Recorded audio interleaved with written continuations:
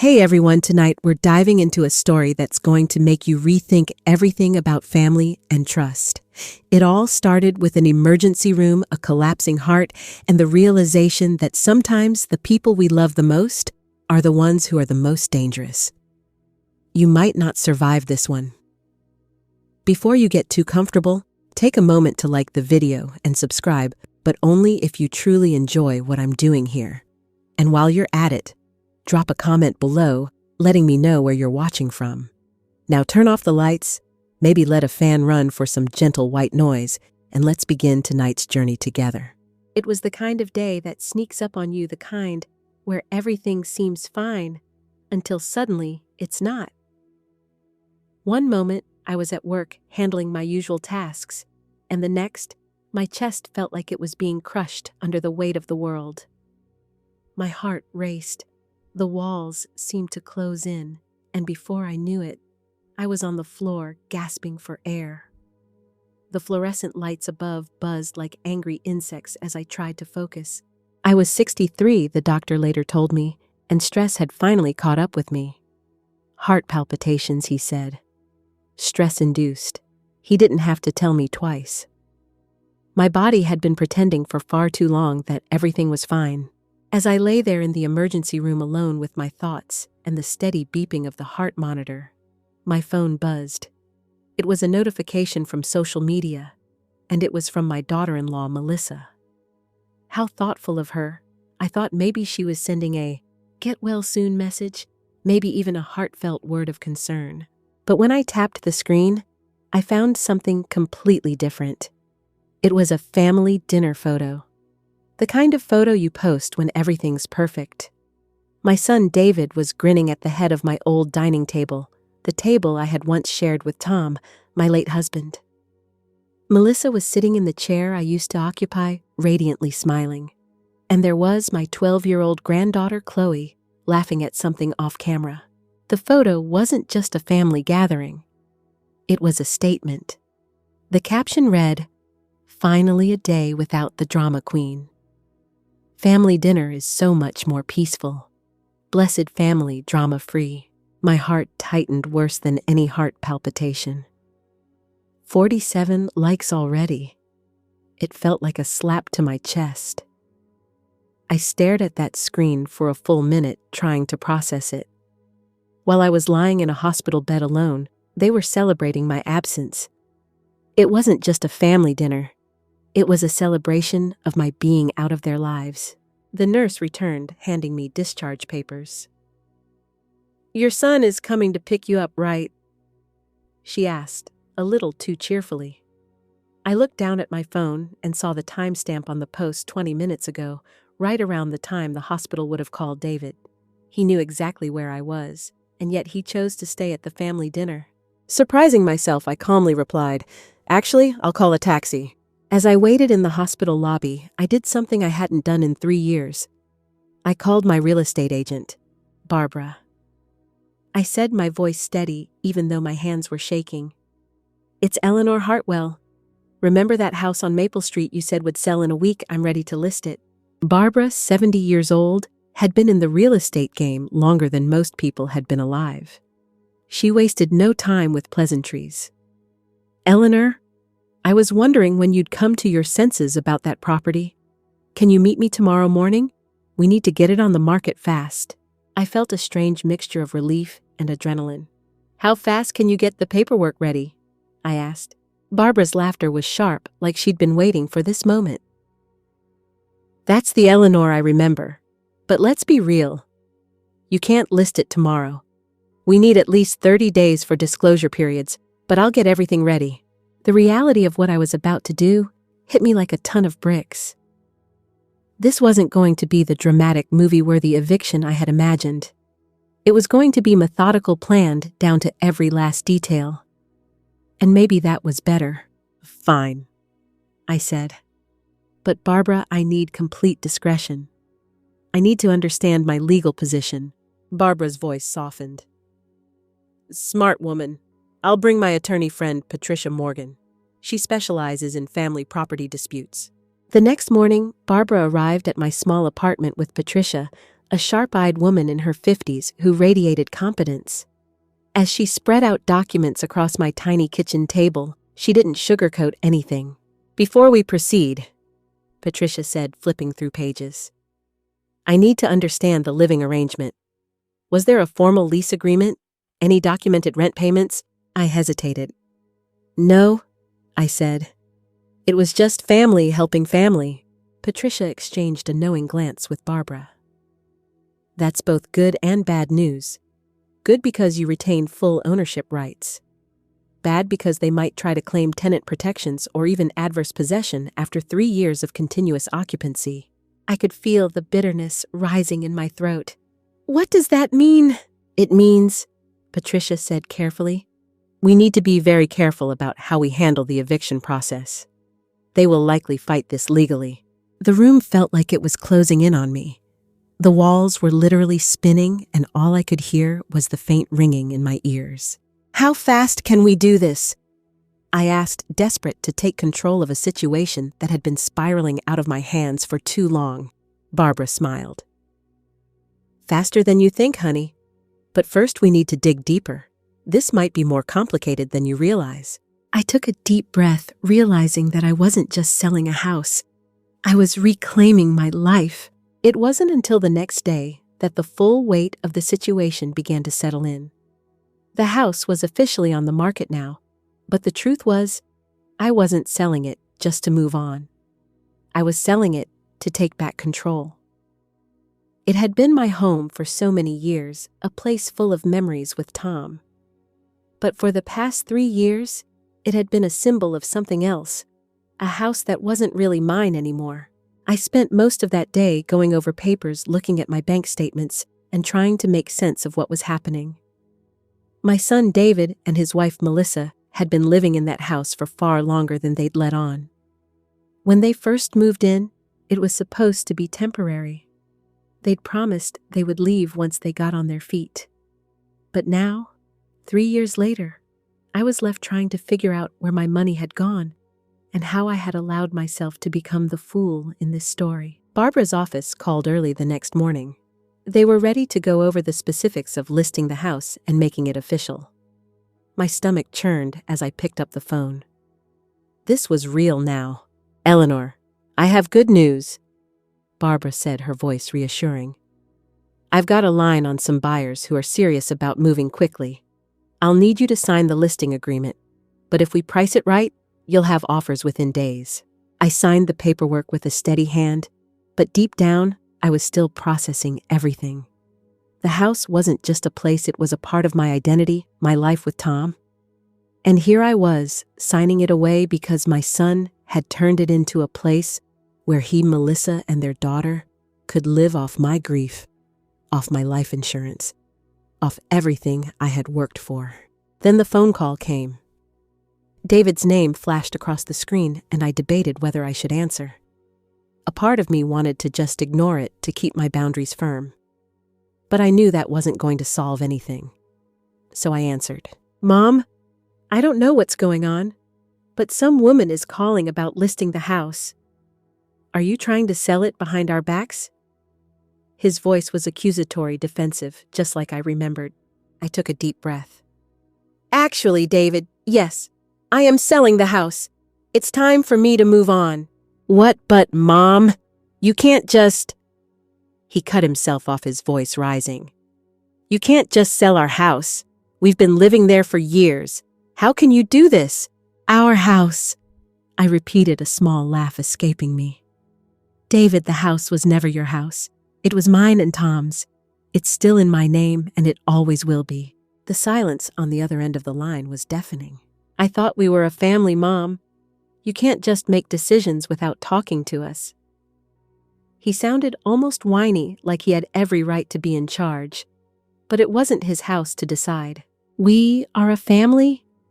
I said slowly, my voice calm but firm. "But family doesn't treat each other this way. Family doesn't sell out each other for financial gain. Family doesn't hide behind social media posts about peace and quiet when someone's been lying in a hospital bed alone." There was a pause. What do you mean? David finally asked, a hint of confusion in his voice. The photo. The one Melissa posted while I was in the emergency room. I felt the tension building. Finally a day without the drama queen. Sound familiar? David's voice faltered.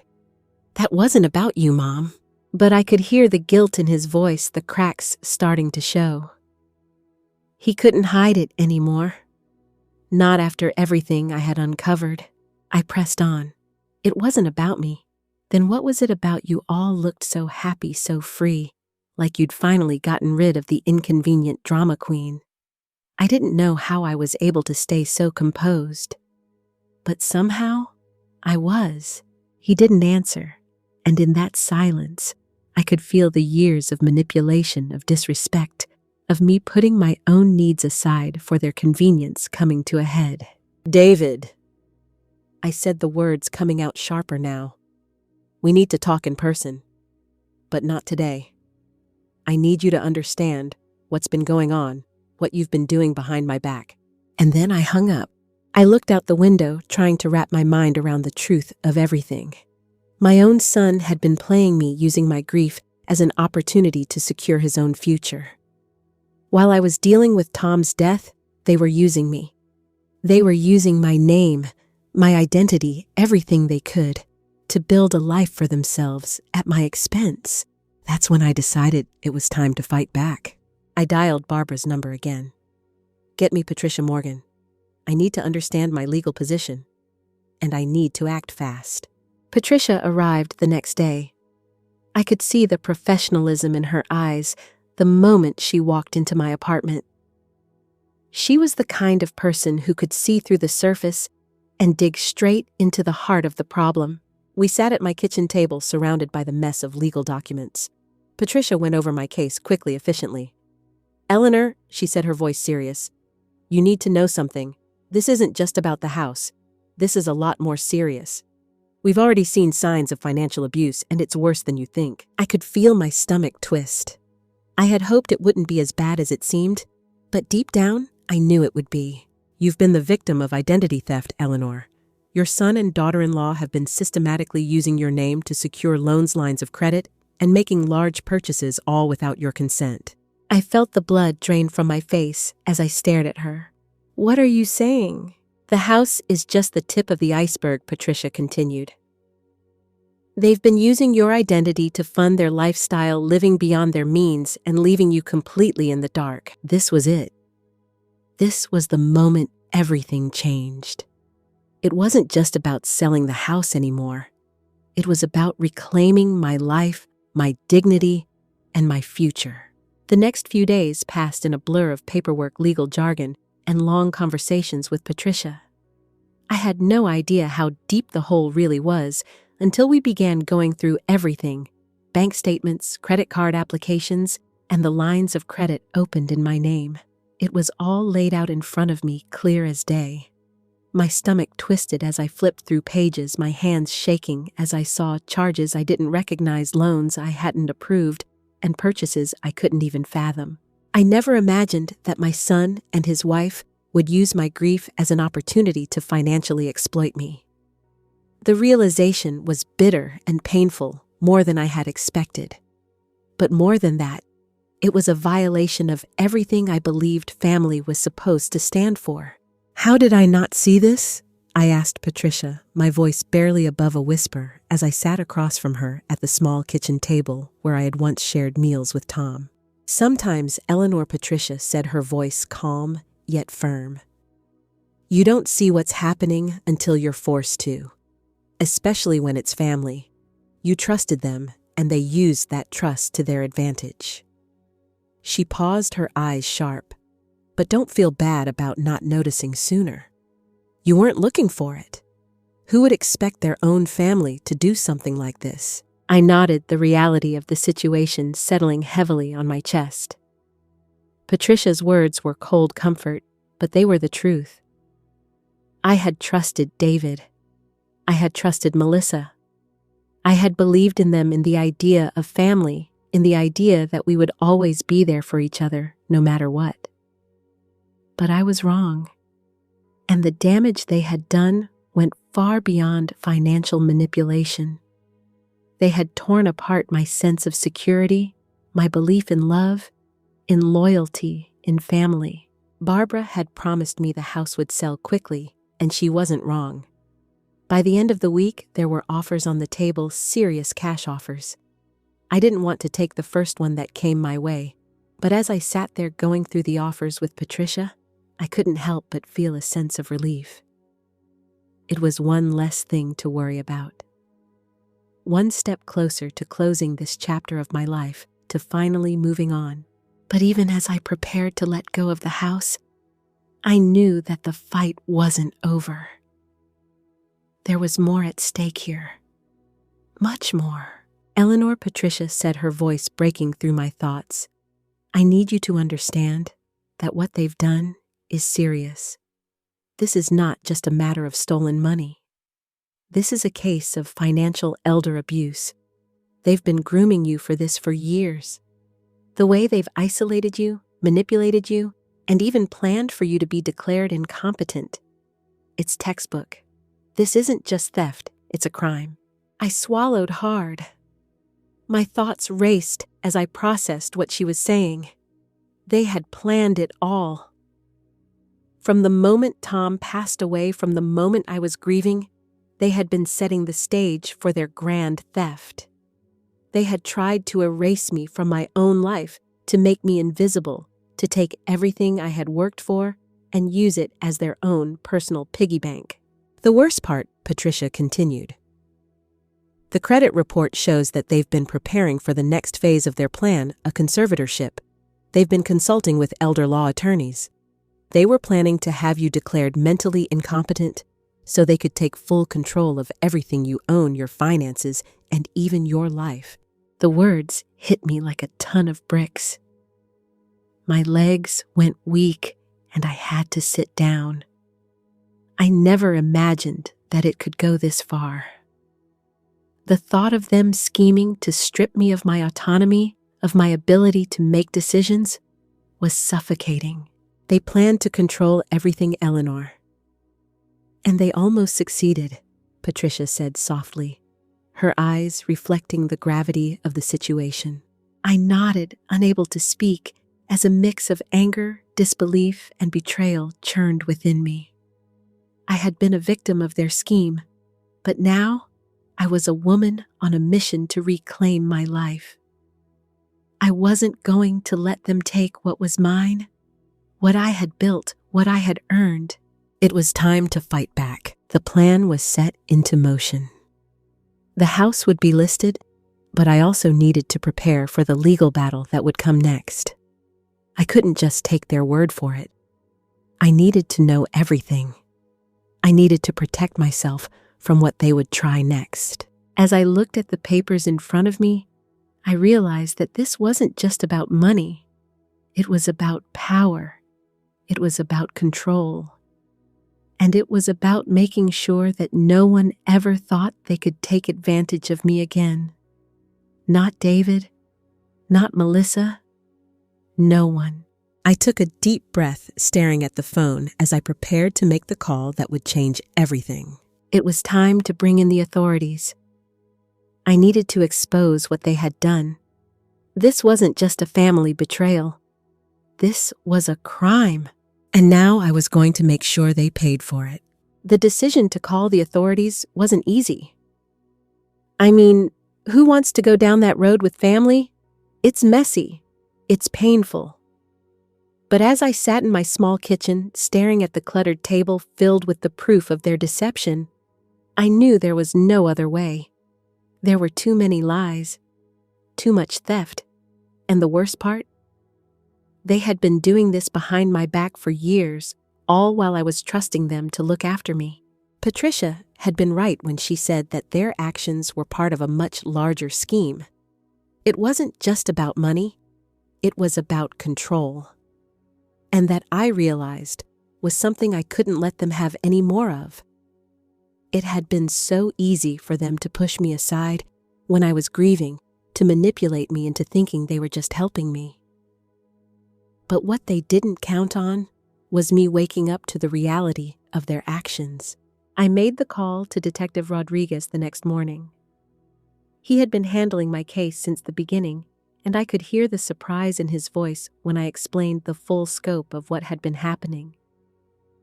He had already suspected something wasn't right, but now it was all clicking into place for him too. Eleanor. He said, his voice steady but compassionate. I need to be very clear with you. What you're telling me here is serious. These kinds of cases where family members try to manipulate an elder out of their money and autonomy don't happen just overnight. This has been planned for years. We'll need to move quickly. It felt like a weight lifted off my shoulders as I spoke with him. For the first time in years, I wasn't alone in this. For the first time in years, someone was finally going to help me hold them accountable. Later that afternoon, Barbara came over to my apartment with some news. The house is moving quickly, she said, sitting across from me with her usual no-nonsense attitude. I've had a few offers already, but we're still in the preliminary stages. It's looking like it'll go for the asking price, or even a little above. I think we'll be able to close quickly, but Eleanor, you need to be ready for the storm that's coming with your son and Melissa. I nodded, the words sinking in. The house, my old life, was about to be sold, but that was just the beginning. The hard part was coming next, the legal fight. Barbara flipped open her notebook and took out a stack of papers. I've also been in touch with a friend of mine who specializes in elder law, and she's reviewed your case. I think we're in a good position to get the court to intervene and prevent David and Melissa from further manipulating you. I sighed, rubbing my temples. It was all so overwhelming. There was so much I hadn't seen, so much they'd kept from me. I felt like I was drowning in a sea of paperwork and legal documents. But I couldn't back down now. Not when I was so close to the truth. Barbara, I said, my voice firm, I want them out. I want this over with. I'm not going to let them continue taking from me. I want to take action, and I want it now. She smiled, a gleam of approval in her eyes. That's the Eleanor I know. You're not going down without a fight. In the days that followed, the legal wheels started turning. Patricia and I worked closely with the authorities, compiling everything we could to prove that David and Melissa had not only taken advantage of me, but had also been setting the stage for a conservatorship. Their plan was becoming clearer, and the more we uncovered, the more disgusted I became with the depths of their deception. I found out through Patricia's connections that they had been consulting with elder law attorneys long before they moved in with me. They'd been laying the groundwork for this whole scheme before Tom even passed, and what made my stomach churn was how well they'd covered their tracks, how they'd used their status as family to exploit me, to make me feel guilty for wanting my independence, for wanting to keep my home, for wanting my life back. But I wasn't backing down. I was going to fight for what was mine, for my dignity, for my right to be treated like a person, not a cash cow. The day the police finally showed up at their house was surreal. I had imagined that moment in my head over and over, but when it finally happened, I was numb. It wasn't like I thought it would be. No dramatic confrontation, no shouting matches, just a quiet knock on their door and the beginning of a long, complicated legal battle that would change everything. As the officers arrived, I stood on my apartment balcony watching them pull up. I couldn't see David or Melissa's faces, but I knew they were inside, probably unaware of what was about to happen. I felt a strange sense of satisfaction. The tables were turning. The game was over. I was in the middle of packing when my phone buzzed. It was a text from David. "Mom, we need to talk. What's all this about you selling the house? This isn't how we agreed it would go." I couldn't help but laugh bitterly. After all the manipulation, all the lies, all the time they'd spent getting me to this point, he was still acting as if he had a right to dictate the terms, as if his words mattered more than the truth. I didn't bother responding. Instead, I called Patricia. "It's done," I said, the words tasting sweet on my tongue. "They don't get to decide what happens anymore." Patricia's voice crackled with approval. Good. We're moving fast now. I have a few more calls to make, but you need to prepare yourself. They're not going to go down without a fight. We have a lot of ground to cover, and it's only going to get more complicated from here. I nodded, taking a deep breath. I knew the road ahead was going to be long, but I was ready. As the days wore on, I found myself growing stronger. I wasn't just fighting for my house anymore. I was fighting for my freedom, for my ability to live my life on my terms. This wasn't just about reclaiming what was mine. It was about standing up for myself for once and demanding the respect I deserved. I watched Chloe more carefully now. She was caught in the middle of all this, and while I couldn't protect her from everything, I could be there for her. I could show her that it's never too late to fight for what's right. That no one, no matter who they are, should be allowed to take advantage of you. That's what I kept telling myself. No one gets to take what's mine. As the days went on, it became more and more apparent that the fight was not going to be quick or easy. The moment the police showed up at their doorstep, it felt like the beginning of a battle, not a resolution. It was an odd feeling, I'd spent so much of my life keeping peace in the family, convincing myself that avoiding confrontation was the best way forward. I had done everything for my family, endless dinners, sacrifices, even adjusting my own life to make room for them. And now, I was fighting them with every fiber of my being. It felt like a strange sort of betrayal, one that I never expected to come from the people I loved most. But I wasn't going to lie down anymore. They might have thought they could take everything from me, but they'd underestimated me. I spent the next few weeks preparing for the inevitable storm. Patricia was amazing, sharp, resourceful, and relentless. She kept me updated on the legal proceedings, which were moving forward quickly now.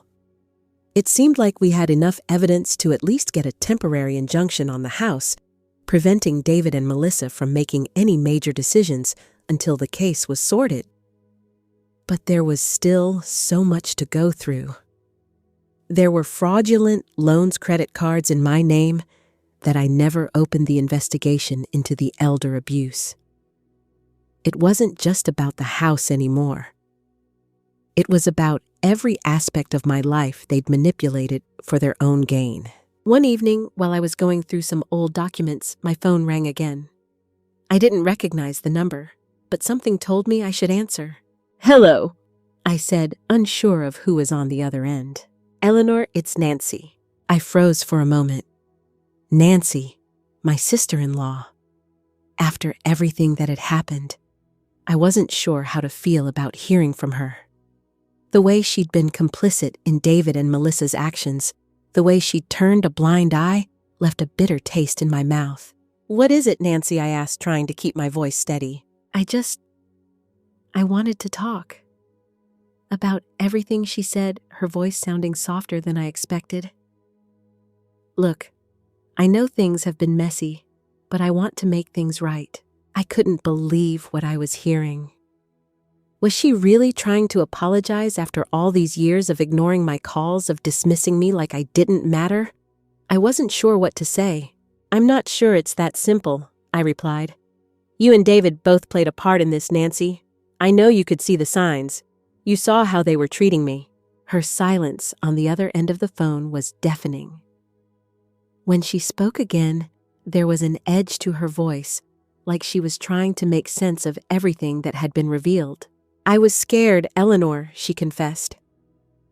"David has always been the golden child in our family, and Melissa, well, she's not someone you argue with. But I can see now that you were right all along. I should have said something. I should have stood up for you." I let out a long breath.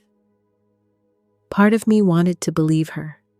The other part, the part that had been hurt and betrayed, was more skeptical. Words were easy. Actions were what mattered. "You're right about one thing, Nancy," I said, my voice firm. "But you can't just waltz in and fix things now. You don't get to undo years of complicity with a phone call." "I know," she admitted, "and I'm sorry. I want to help you fight this. I know it's too late to take back what's been done, But if there's anything I can do, anything at all, I want to be there for you. I thought about it for a long moment. Could I trust her? Could I bring her into the fold, knowing she had been a part of this dysfunction for so long? I'll think about it, I said finally. But don't expect things to just go back to normal. You can't just pretend none of this happened. I understand, Nancy replied, her voice almost a whisper. That was it. The conversation ended, and I sat in silence for a while, letting her words sink in. Part of me wanted to believe that she was genuine, but there was another part of me that knew better. Trust once broken is hard to rebuild. In the meantime, the investigation was moving forward. The authorities had uncovered more than we had anticipated. It wasn't just about identity theft and financial fraud anymore. They had found evidence of manipulation, coercion, and emotional abuse. The more we dug, the more layers there were to peel back, and every discovery made my stomach turn.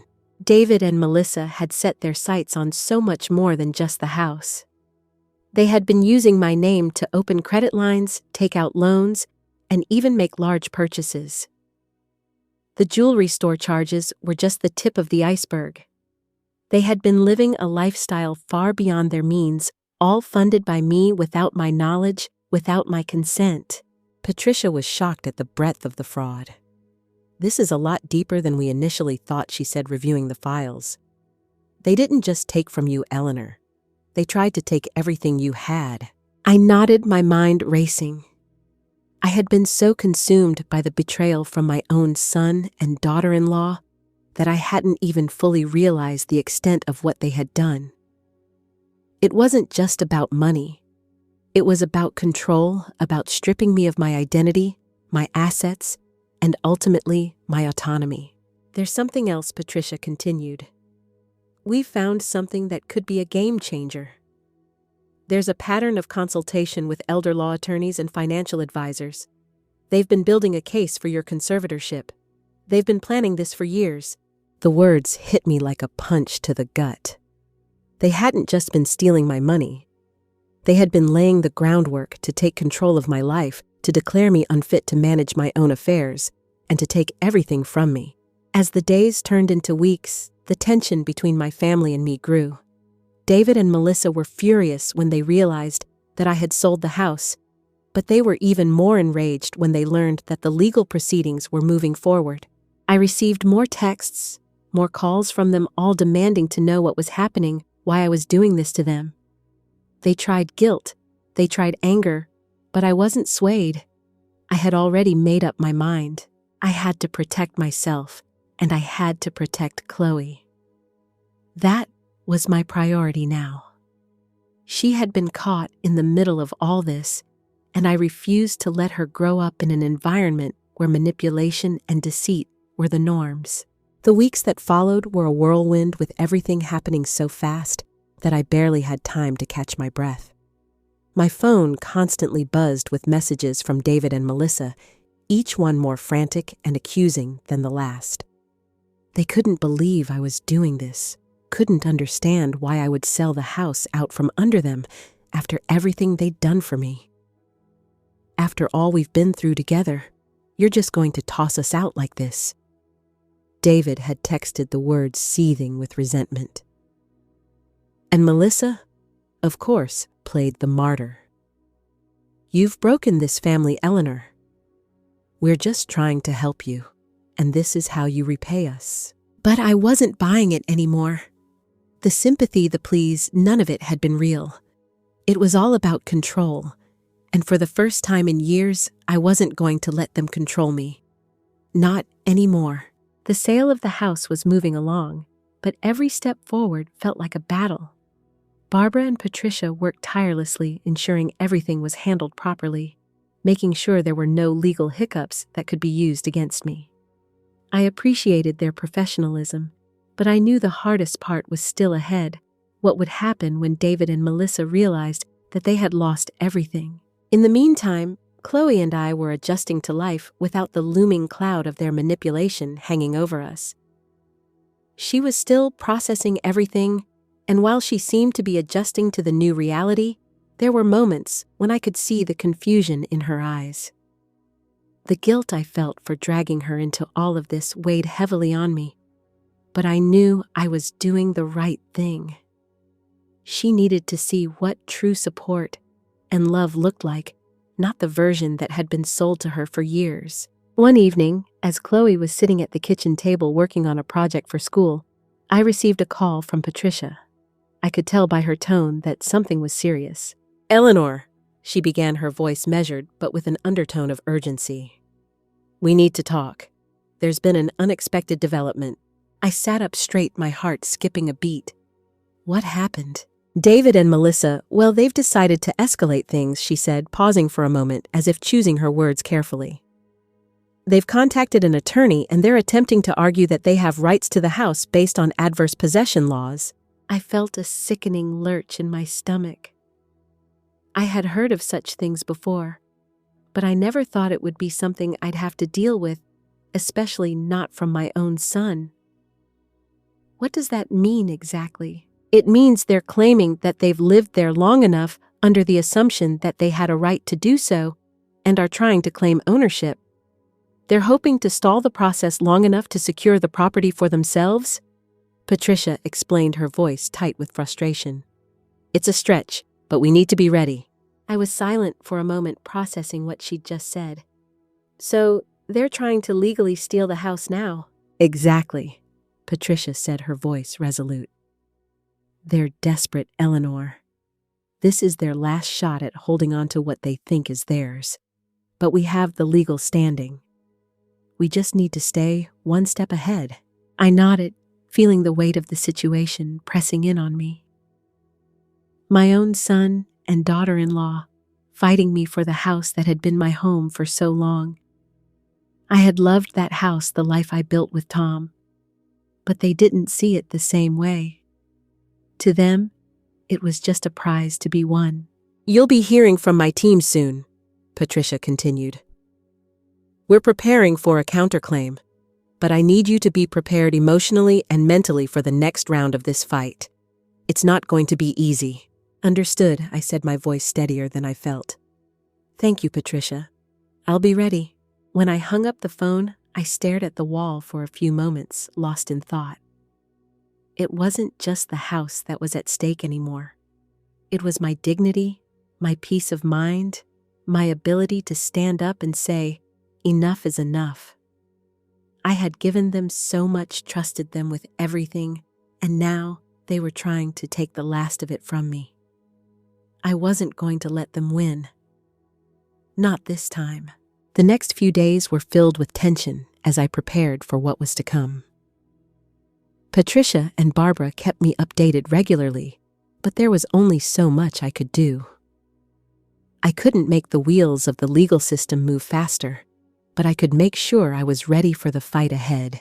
Chloe, as usual, was my anchor during this time. Her presence in my life gave me a reason to push forward, a reason to keep fighting, even when everything seemed so overwhelming. We spent evenings together, sometimes just watching movies, other times talking about her day. She was growing up so fast, and while I wished things had been different, I knew I couldn't change the past. But I could shape the future. One evening, as Chloe and I sat on the couch watching one of her favorite shows, I heard a knock on the door. My heart skipped a beat. I wasn't expecting anyone. I stood up, my hands shaking slightly, and made my way to the door. When I opened it, I wasn't prepared for what I saw. Standing there was David, his face a mixture of frustration and desperation. "Mom," he said, his voice tight. "We need to talk. This is getting out of hand." I couldn't help but feel a pang of sadness, even though I knew I had to stay firm. I had always been there for him, always put him first. But now, seeing him standing there, I realized how much I had sacrificed for someone who would turn on me without a second thought. "David, I've had enough," I said, my voice steady, though my heart was racing. "This has gone on long enough. You've tried to take everything from me, and I'm done." "I didn't mean for it to go this far," he replied, his voice softer now, almost pleading. "But you have to understand this house.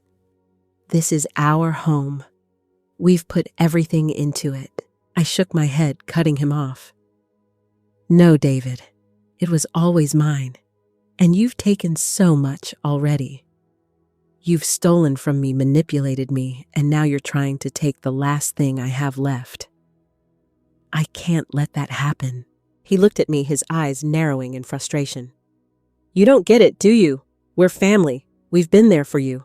We're not a family anymore. I replied, my words sharp. You and Melissa have made that very clear. You've turned this into a business transaction, David, and I won't be part of it anymore. For a moment, there was silence between us. I could see the conflict in his eyes, the realization that maybe, just maybe, I wasn't the easy target he thought I was. But it was too late. The damage had been done. I've already made my decision, I said, my voice firm. The house is sold. It's over. David stood there for a long time, staring at me, his jaw clenched before finally turning to leave. As I watched him walk away, I couldn't help but feel a strange sense of peace. I had made my choice, and I was sticking to it.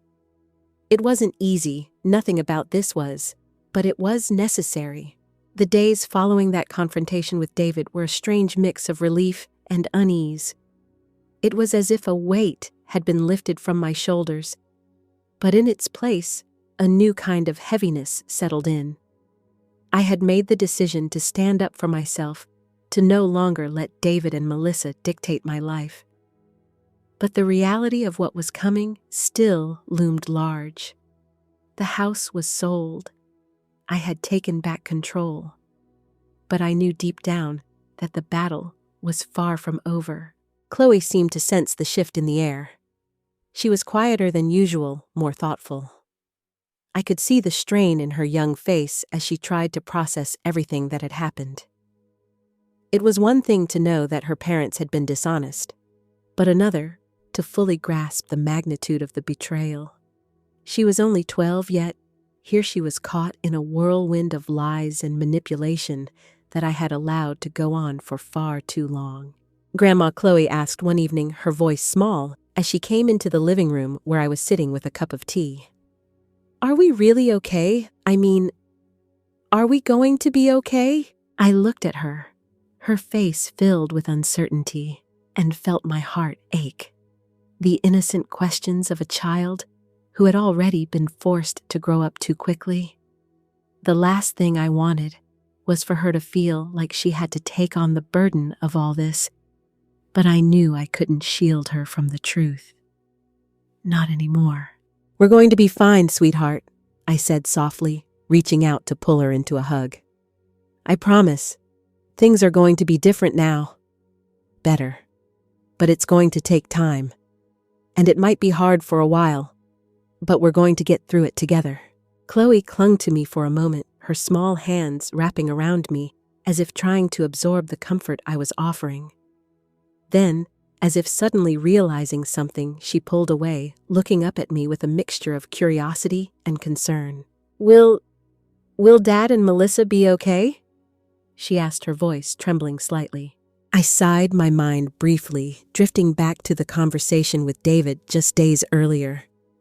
He had been so full of excuses, trying to manipulate the situation one last time, but I had refused to let him continue to use me. I can't answer that, sweetie, I said honestly. I can't fix their mistakes. I can only fix my own, and right now I'm focused on making sure we're okay. And that means you and me no more pretending everything is fine when it's not. Chloe seemed to understand, though I could see the sadness in her eyes. She wanted to believe that her parents could change, that things could go back to the way they used to be. But she was old enough to see the cracks, to see that things had broken beyond repair. The next few days were filled with preparations for the next steps in the legal battle. The court hearing was set for the following week, and I had to prepare myself for what would come next. David and Melissa's lawyers would undoubtedly try to pull every trick in the book to try and delay or undermine the sale. They would accuse me of being unreasonable, of acting out of spite, but I wasn't afraid anymore. The more they tried to manipulate me, the more determined I became to see this through to the end. At one point, Patricia called me with an update on the situation. "Eleanor, I just spoke to the judge's office," she said, her voice calm but serious. "The hearing is moving forward, but we need to make sure everything is in order. There's no room for error here." I nodded, even though she couldn't see me. "I'm ready. Just tell me what I need to do." "There's one thing I need you to be aware of," Patricia continued. "David and Melissa have been doing their homework. They're trying to paint you as someone who's mentally unstable, someone who's making irrational decisions because of grief. They're going to try to discredit you at every turn. They'll use the fact that you're a widow, that you've been through a lot." I felt my stomach drop at her words. I knew this was coming. I had seen it before, people using the death of a loved one to manipulate others to make them seem like victims of circumstance. "They're going to use my grief against me?" I asked, trying to keep my voice steady. "It's a common tactic, unfortunately," Patricia replied. "But we've got something they don't. We have evidence, solid evidence that shows you've been the victim in all this. I'm confident we'll win this case. But I need you to stay strong." "I will," I said, my voice resolute. "I've been strong for too long to back down now." That night, as I sat alone in my apartment, I allowed myself a moment of quiet reflection. My mind kept returning to the same question. Why had I let it go on for so long? Why had I allowed myself to be treated like this by the people I loved most? It wasn't just about the house or the money or the material things. It was about respect, about being treated like a person, not an obstacle. For so long, I had put everyone else's needs before my own, thinking that I was being a good mother, a good grandmother. But in the process, I had lost myself. As I sat there, I realized something important. It wasn't just the house that needed to be sold, it was my life. I needed to let go of the past, to stop living in the shadow of my grief, and to start living for myself. The past had a way of weighing you down, of trapping you in cycles of regret and missed opportunities. But now, I was determined to break free. I glanced at the window where the moonlight bathed the room in a soft glow. Chloe was asleep in the next room, safe for now, and for the first time in a long time, I felt like I could breathe again. I had no idea what the future held, but I knew one thing for certain. I was done being a victim. I was done letting people take from me. From here on out, I would fight for myself and for Chloe, no matter what it took. The next morning, I woke up with a renewed sense of purpose. The fight was far from over, but I was ready. The house was sold. The money was mine. And nothing and no one was going to take that away from me. The next few days felt like a blur, as if time itself had become distorted in the wake of everything that had happened. The sale of the house was official, but the reality of what I'd done still hadn't fully settled in. I kept replaying that moment when I finally stood up to David, when I made the decision to take control of my life again. It felt liberating, but also terrifying. There was no going back now. The house was gone, the money had been secured, and now it was just a matter of facing whatever David and Melissa threw at me next. Chloe was quieter than usual, her bright eyes dimmed by the weight of the situation. I could tell she was trying to process everything, trying to make sense of a world that had suddenly turned upside down. It wasn't just about losing the house anymore. It was about losing the family she had known, the family she thought she could rely on. Grandma Chloe asked one afternoon as I was preparing dinner, "Why did Dad and Melissa do all of this? Why did they take everything from you?" I paused for a moment, taking in her question. How could I explain the complexities of betrayal to a 12-year-old? How could I make her understand that sometimes the people we trust the most are the ones who hurt us the deepest? "They were selfish, Chloe," I said softly, looking at her with a mixture of sadness and understanding. Sometimes people get so focused on what they want that they forget what really matters, family. They don't realize the harm they're doing, or maybe they do, and just don't care. Her brow furrowed in thought. But they're still family, right? I sighed, setting down the spoon I had been stirring with. Yes, they are.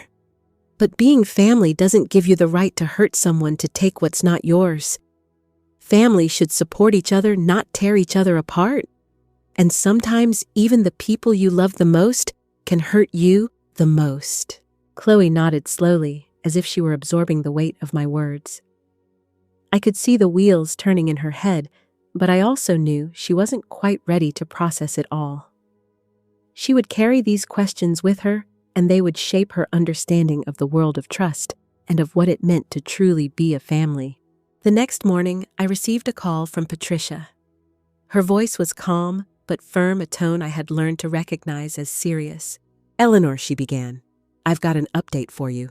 The hearing is tomorrow. David and Melissa's lawyers are pushing hard to have the case dismissed, but we've got strong evidence, and we're not backing down.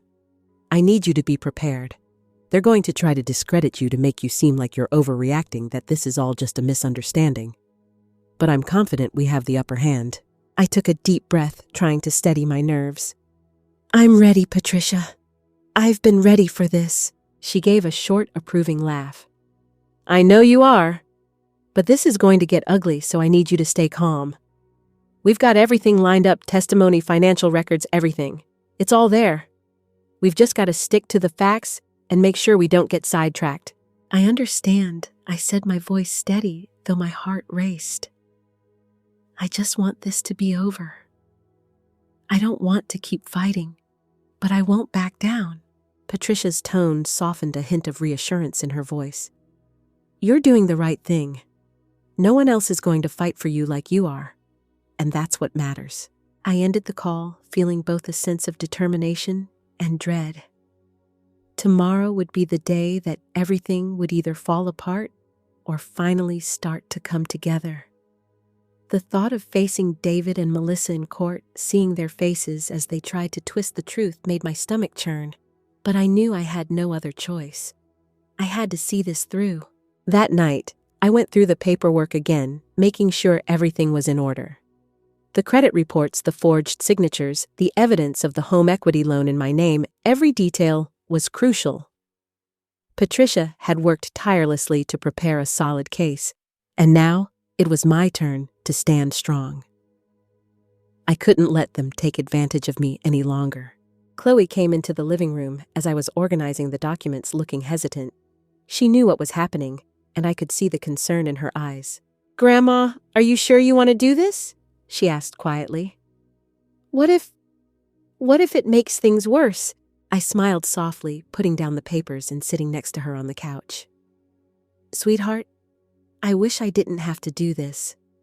I wish everything had turned out differently, but sometimes the right thing isn't the easy thing.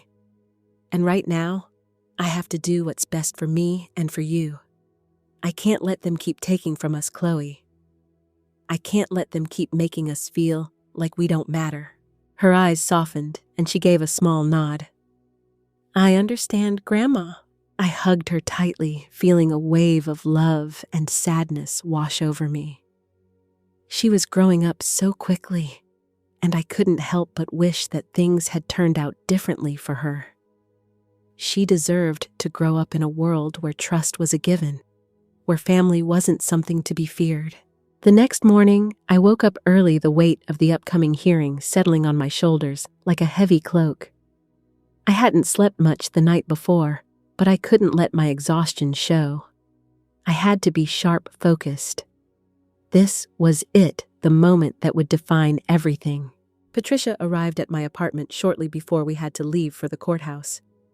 She was dressed professionally as always, her expression serious, but not without a hint of optimism. "Ready?" she asked, her voice calm and reassuring. I nodded, though I could feel my nerves threatening to get the best of me. "As ready as I'll ever be." We made our way to the courthouse, and as we sat in the waiting area, I couldn't help but notice how different everything felt. A few weeks ago, I had been lost, unsure of how to move forward. But now I felt like I had a purpose again. I had taken back control of my life, and no one, not even my own son, could take that from me. When the doors opened, I followed Patricia into the courtroom, taking my seat at the table. The tension in the air was palpable. I could see David and Melissa sitting across the room, their faces tight with frustration. I caught David's eye for a moment, and I could see the anger simmering just beneath the surface. But I didn't look away. I wasn't afraid anymore. The judge entered, and the proceedings began. David's lawyer immediately launched into his argument, trying to paint me as an unreasonable, grieving widow who was acting out of emotion. But Patricia was ready. She presented the facts, documents, evidence, everything that proved the extent of the fraud and manipulation that had taken place. As the case unfolded, I realized something. This wasn't just about a house or money. It was about dignity. It was about taking back the life that had been stolen from me. And I wasn't about to let anyone take that from me again. The tension in the courtroom was suffocating, like the air had thickened with the weight of all the lies that had been built around me. Every word David's lawyer spoke, every attempt to undermine my character, felt like a direct attack. They were trying to make me seem unreasonable, like a bitter, irrational woman who couldn't accept her place. But Patricia was prepared. She countered every move with a calmness that made it clear she knew exactly what she was doing. It wasn't just about defending me. It was about exposing the truth. Your Honor, Patricia said, her voice steady. We have evidence that clearly shows a pattern of financial fraud, identity theft, and systematic manipulation. Documents have been forged, accounts opened in Mrs. Hartwell's name without her knowledge, and the family has benefited from this criminal activity for well over a year. She paused, letting the gravity of her words sink in. David shifted in his seat, glancing at Melissa, but neither of them spoke. I knew that they must have thought this would all go away, that they could push me into submission like they always had. But this time, they were wrong. The lawyer on David's side attempted to cast doubt on the legitimacy of the evidence, arguing that it was circumstantial and that I had simply overreacted. He made an effort to paint a picture of a grieving widow who had lost perspective, who was now clutching at anything that seemed like a threat to her. But Patricia wasn't having it. We have financial statements. Patricia continued, showing not just large sums of money transferred to unauthorized accounts, but also a paper trail that proves these actions were deliberate and ongoing. There is no misunderstanding, as Mr. Hartwell's lawyer suggests. This is a case of exploitation. As the details of the fraud unfolded, I felt a cold fire of anger burn inside me. I had known something was wrong, of course. I had felt it in my gut. But hearing the details laid out like this, hearing how my own son and his wife had manipulated me, taken advantage of my grief, and used me to fund their extravagant lifestyle, was nothing short of gut-wrenching. I kept my composure, but every so often I would glance at Chloe. She was sitting beside me, her small hand holding mine, her face pale with the weight of it all. She didn't deserve to be caught in the middle of this, but I couldn't protect her from everything. The truth had to come out, even if it was painful. The day dragged on, the lawyers speaking in turn, but I barely heard their words anymore. My thoughts were too consumed by the emotional weight of everything. The years of manipulation, the lies, the empty promises, the way they had used Chloe as a pawn. Every time I had tried to reach out to David, every time I had hoped for understanding, for some kind of acknowledgement that I mattered, that my needs and feelings were valid, it had been met with silence or worse, dismissal. And then, just when I thought I might crack under the pressure, Patricia leaned in, her voice low but resolute. "Eleanor," she whispered, "we've got them. Just hold your ground. We're about to turn the tide." I nodded, trying to steady my breathing. Despite the tension in the room, a flicker of hope sparked inside me. Maybe, just maybe, this was going to be the moment I finally took back control. The judge leaned forward, his voice breaking through the tension in the room. "I've seen enough. We'll take a short recess while I review the evidence. Please remain in the courtroom." As the room began to empty, I stood up slowly, stretching my stiff legs. Chloe looked up at me, her eyes wide, as if waiting for a sign of reassurance. "You okay?" I asked, trying to keep my voice steady, even though my heart was pounding in my chest. She nodded, though her expression told me that she was far from okay. She had seen too much already, things no child should ever have to witness. I reached down and brushed a strand of hair from her face, feeling a surge of protectiveness. She was safe now, but the damage had already been done. She would carry this with her for a long time, and so would I.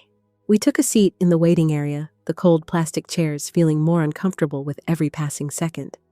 My thoughts kept drifting back to the family I once thought I knew. The family I thought I could trust. It was hard to believe how quickly everything had fallen apart, how easily they had traded me in for a more comfortable life. The short recess dragged on longer than I expected. The silence in the waiting area was deafening, and I could see that the other people waiting for their cases to be heard were just as absorbed in their own thoughts. Some looked nervous, others tired, and some like me just looked lost. I wanted to go home to put this all behind me, but I knew that wouldn't be possible until the truth was exposed. Finally, the judge returned, and the courtroom filled again. The air was thick with anticipation. Even David and Melissa seemed to sense that something was about to change. They sat stiffly, their faces betraying the facade of calm they had tried to maintain. The judge cleared his throat and looked directly at David. "Mr. Hartwell, I have reviewed the evidence in this case. I understand your position, but the facts presented today are compelling. You have been given ample opportunity to defend your actions, but it's clear that this is no misunderstanding. The fraudulent activity, the manipulation, and the deceit are inexcusable." David's face turned a shade paler, but he didn't say anything. Melissa, sitting next to him, shifted uncomfortably. I could see the cracks in their confidence, the fear creeping in, now that they realized they couldn't talk their way out of this. They couldn't charm their way into making everything go back to the way it was. The judge continued. "Given the severity of the fraud and the emotional toll this has taken on Mrs. Hartwell, I am ruling in her favor. The property will be sold as per the arrangements, and the proceeds will be held in trust until further investigation into the fraudulent accounts can be completed." A small wave of relief washed over me, though it didn't feel like a victory just yet. This was only the beginning, after all. The road ahead was long, and I knew there were still more battles to fight. The judge's gavel came down, signaling the end of the proceedings. David and Melissa didn't even look at me as they filed out of the courtroom. I wanted to say something to tell them how disappointed I was, how much they had hurt me, but I stayed silent. The truth had been spoken, and I didn't need to say another word. As I left the courtroom, Chloe by my side, I felt a weight lift off my shoulders. It wasn't over yet, but it was a step in the right direction. I was finally taking back my life, and with it, my dignity. The days following the court hearing were a blur of paperwork, phone calls, and meetings. It was overwhelming, but I didn't mind. I had the clarity now that I had been searching for all along. The emotional weight of the past few years was still heavy on my chest, but at least I was no longer carrying it alone. I had support people who were on my side, who were fighting for justice. And for the first time in a long time, I felt like I was fighting for myself too. Chloe and I moved into a small, cozy apartment. It wasn't much, but it was ours, and it was safe. There were still echoes of my old life, the life I had once shared with Tom, but those memories no longer felt like chains around my heart. I was free, or at least I was on the path to freedom. It took time for Chloe to adjust. She had witnessed so much more than any child should ever have to, and now she was trying to find a sense of normalcy in a world that had been turned upside down. But she was stronger than I gave her credit for. She threw herself into her schoolwork, made friends in our new neighborhood, and began to smile again, really smile the way she used to. Still, the road ahead wasn't easy. The legal battles continued, and every time I thought I could relax, something new would pop up. More lies to untangle, more evidence to gather. It seemed like the more we dug, the deeper the deception went. One evening, as Chloe and I sat down to dinner, I received a call from Patricia. My stomach turned, knowing that she didn't usually call unless there was something important to discuss. "Eleanor, I need to talk to you about something," Patricia said, her tone uncharacteristically serious. "What's going on?" I asked, feeling a knot tighten in my chest. "It's about David and Melissa. We've found something that might change everything." I put my fork down, my mind racing. What more could there be? What could they possibly have done now? Patricia continued. "After further investigation, we found that David and Melissa didn't just stop at stealing from you. They were planning something far worse. It seems they were positioning themselves for full control of your assets." Control. My voice was barely a whisper. I couldn't believe it. "Yes. It looks like they were preparing to apply for guardianship over you. They were hoping to have you declared mentally incompetent to take full control of your finances and decisions. They've been working on this for months, ever since they started redirecting your mail and monitoring your financials." I sat back in my chair, stunned. I felt the room spinning as if the floor had been yanked out from under me. They were planning on getting guardianship over me. Patricia confirmed, her voice steady but full of urgency. "Yes. We've traced their actions back to meetings with elder law attorneys. They were preparing a case that you were no longer able to manage your own affairs. They had already gathered evidence they thought would support their claims: photos, recordings, testimonies from neighbors. This was all part of a long-term plan." It was as though the world had tilted off its axis.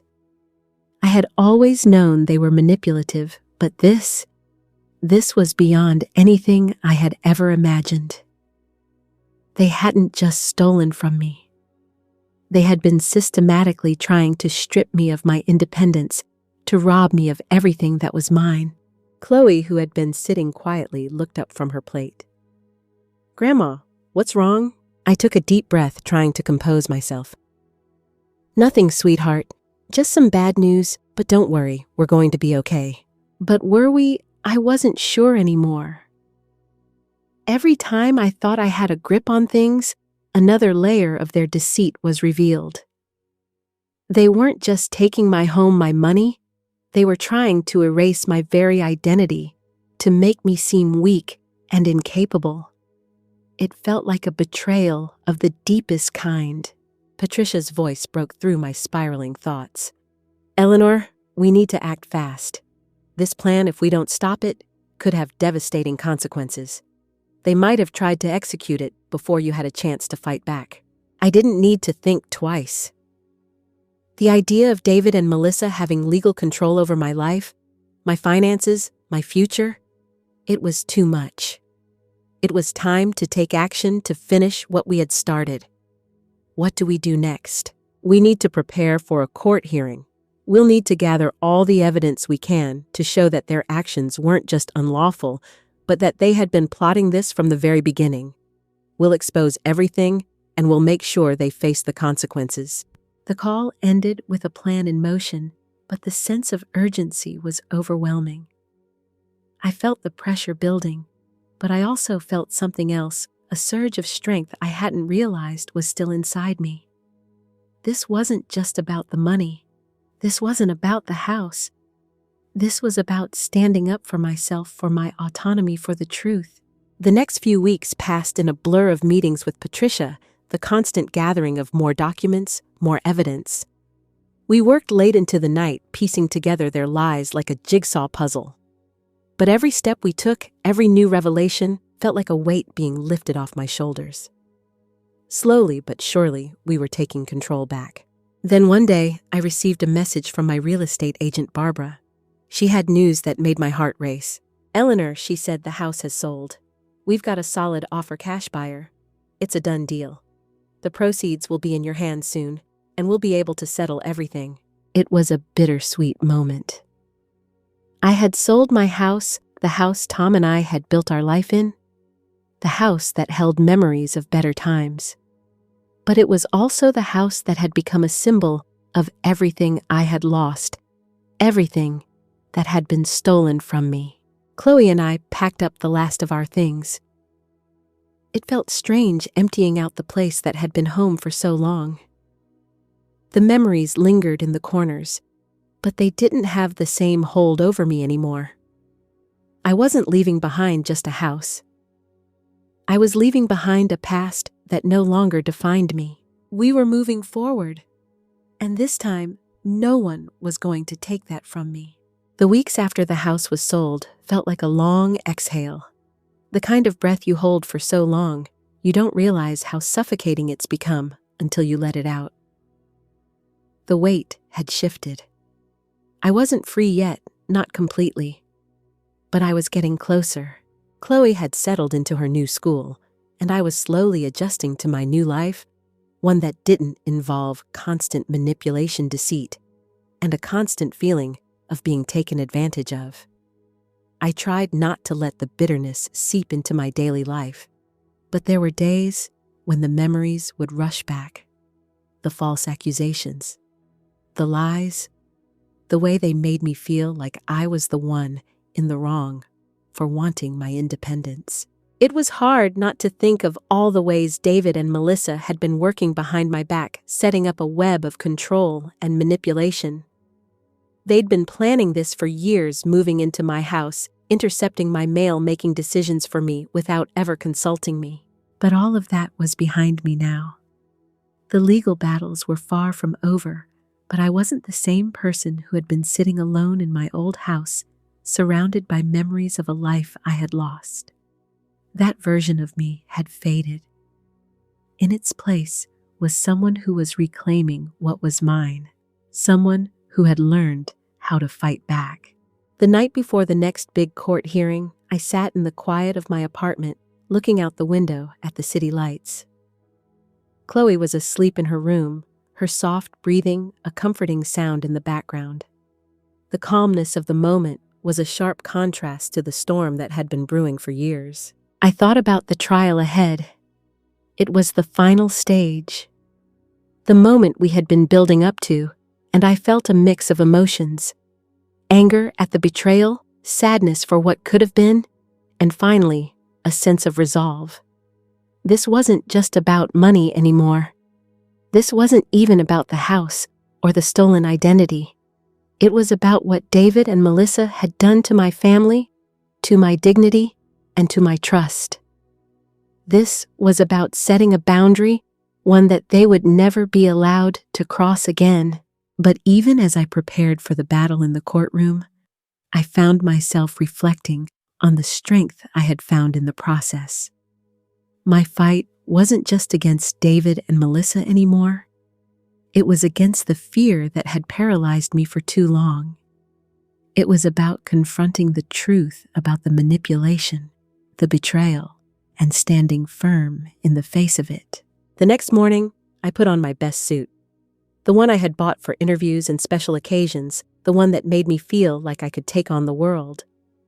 Chloe had woken up early as usual and was already asking me a million questions as I finished my coffee. Her presence was a constant reminder of why I had to keep going. "Grandma, are you going to win today?" Chloe asked, sitting beside me at the kitchen table, looking up at me with her wide eyes. I smiled at her, smoothing my skirt. "I don't know, sweetheart, but I'm going to make sure they know I'm not giving up. And that's what matters." Chloe nodded seriously, as if she understood. She didn't fully grasp the magnitude of the situation, but she knew enough to see that this wasn't just about a house. This was about what was right. The courtroom was packed with people that day. Lawyers, family members, witnesses. It felt like I was walking into a battlefield, but I wasn't walking alone. Patricia and Barbara were by my side, their presence a comfort and a shield. They were the professionals, the ones who knew how to handle everything. But it was my story they were telling, my truth. As we sat in the courtroom, the tension was palpable. I could feel my heart racing, but I took a deep breath. This wasn't about fear. This was about taking back my life, my freedom. The judge's gavel came down, and it was time. David and Melissa were there, of course. David wearing his typical suit and trying to look calm and collected. Melissa sitting beside him, her eyes narrowed, as if she still couldn't understand why any of this was happening. They tried to play the victim, of course. They always did. They spoke about their hardships, how they had struggled, how they had only been trying to help. But the evidence spoke louder than their words. Patricia did her thing. She spoke clearly, concisely, presenting every piece of evidence we had gathered, every lie, every piece of fraudulent activity. The financial records, the forged signatures, the redirected mail. It was a mountain of proof that left little room for doubt. But the moment that hit me hardest came when Patricia read a message from David's phone. It was a text he had sent to Melissa months before all of this had started, and it made everything crystal clear. Once we get her out of the picture, the house and the insurance money will be ours. We'll be set for life. The words hung in the air, a stark reminder of just how deep the betrayal went. They hadn't just stolen from me. They had been planning to take everything I had, everything I worked for, and leave me with nothing. The courtroom was silent. You could feel the weight of that moment, and in that silence, something shifted. David's face turned pale, his confident facade slipping. Melissa, on the other hand, looked more like a deer caught in the headlights, as though she was finally realizing that their carefully constructed lies were unraveling right before their eyes. By the end of the day, the judge had heard enough. David and Melissa were facing charges that would change the rest of their lives. The weight of what they had done was finally sinking in. They had been caught, and there was no going back. It wasn't just the financial restitution they owed me. It was the emotional toll, the years of manipulation, the ways they had tried to erase me from my own life. But that didn't matter now. What mattered was that I had fought back, and I had won. The aftermath of the court ruling was nothing like I had expected.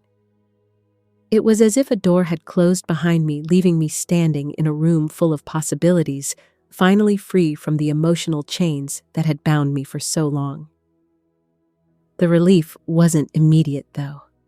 It wasn't like flipping a switch. No, this kind of freedom came slowly, quietly. It was in the small moments, sitting in the silence of my new home, watching Chloe build her treehouse without the oppressive weight of guilt hanging over her head. It was in the way I could finally breathe, knowing I had done everything I could to protect her.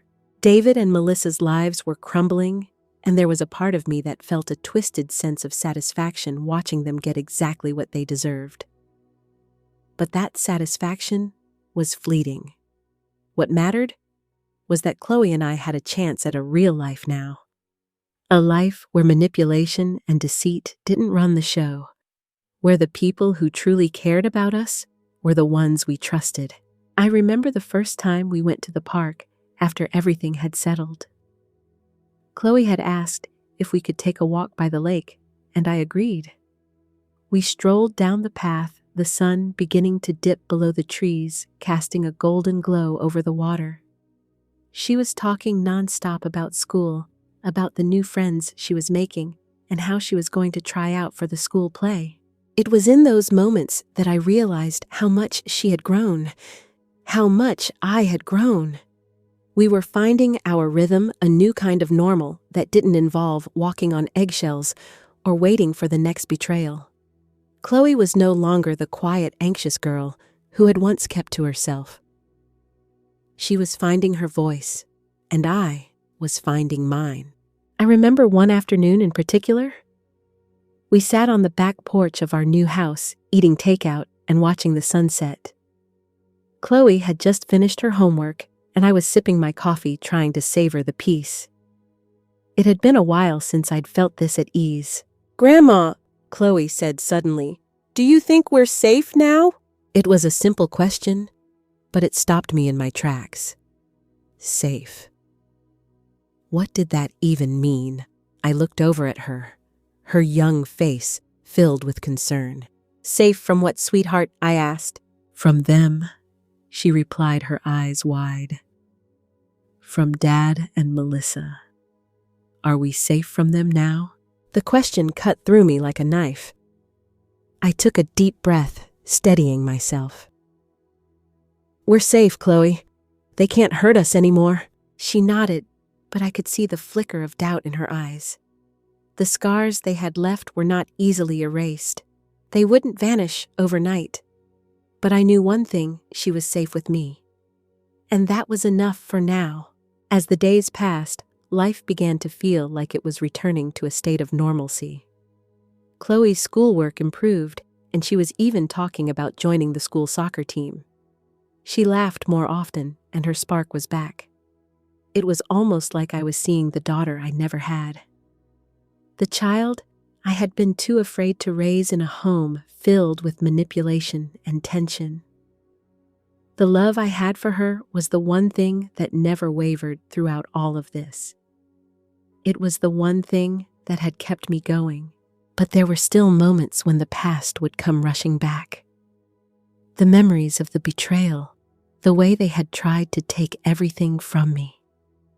I couldn't forget how easily they had discarded me, as if I was just a tool to be used for their gain. The thought that they had so casually planned to strip me of my independence, of my dignity, left me feeling raw. But that was the past, and the past was no longer my concern. My concern now was Chloe's future. As for David and Melissa, they were left to pick up the pieces of the lives they had so carefully destroyed. They would never have the life they once dreamed of. It was too late for that. The damage they had caused was irreparable. And while I couldn't help but feel a sense of justice for the way everything had turned out, I knew that their consequences didn't matter anymore. I didn't need to see them suffer. I didn't need to hold on to the anger. It wasn't worth it. What was worth it was Chloe and me building our lives from the ashes of what had been. The finality of it all didn't hit me until much later, when I was sitting in the quiet of my new home one evening, the weight of everything that had happened finally sinking in. I had won. And not just in the courtroom. I had won in life. I had learned to trust again, to set boundaries, and to stop feeling guilty for protecting myself. I had learned to find my own peace in the midst of chaos. And most importantly, I had learned that sometimes walking away from what's familiar is the only way to reclaim your life. As for David and Melissa, I didn't need to look back. I had more important things to focus on now. Chloe came over to the table, holding up a small piece of paper with a drawing she had done. "Grandma, look," she said, smiling proudly. It was a picture of a house.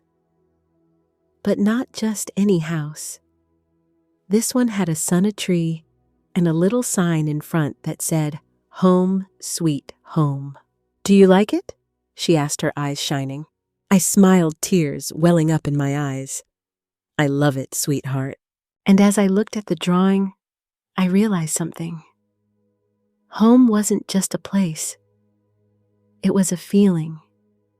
It was the warmth of knowing you were safe, knowing you were loved, and knowing you were never alone. We had our home now. Not just the house, but the love we shared, the trust we had rebuilt, and the future we were going to build together. I had found peace, finally. The journey of Eleanor Hartwell unfolds as a tale of betrayal, heartbreak, and ultimate empowerment.